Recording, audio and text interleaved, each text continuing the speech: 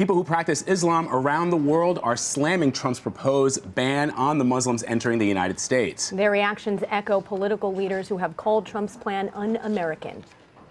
Everybody was expecting that Mr. Trump, he lost it politically, I believe. He lost the American values. I think he did not really read the history of the United States, that United States was built and founded based on immigrants.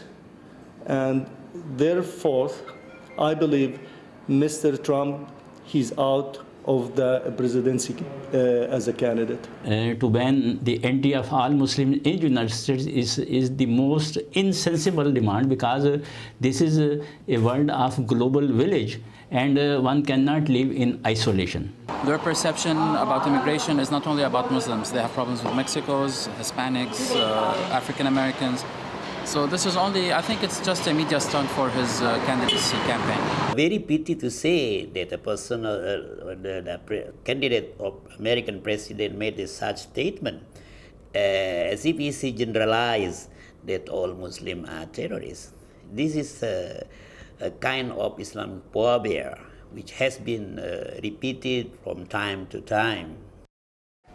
CBS News foreign correspondent Holly Williams is with us from Istanbul. Holly, we're interested to know how other Muslims in the Middle East and throughout the world are reacting to Donald Trump's proposed ban on Muslims. I mean, what do they think about this? There's 1.5 billion Muslims around the world.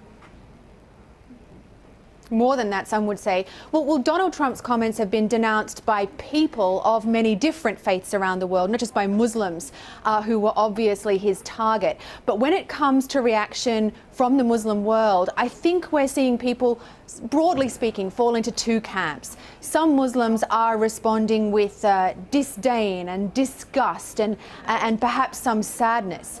On the other hand, we're seeing other Muslims respond with ridicule, as if to say that Donald Trump's comments were so outlandish that they don't deserve a serious response. So to give you a flavour of that breakdown, we heard today from the Dar al-Ifta, which is Egypt's top Islamic institution, and it denounced Trump for fueling hatred and also called on Americans to ignore his comments.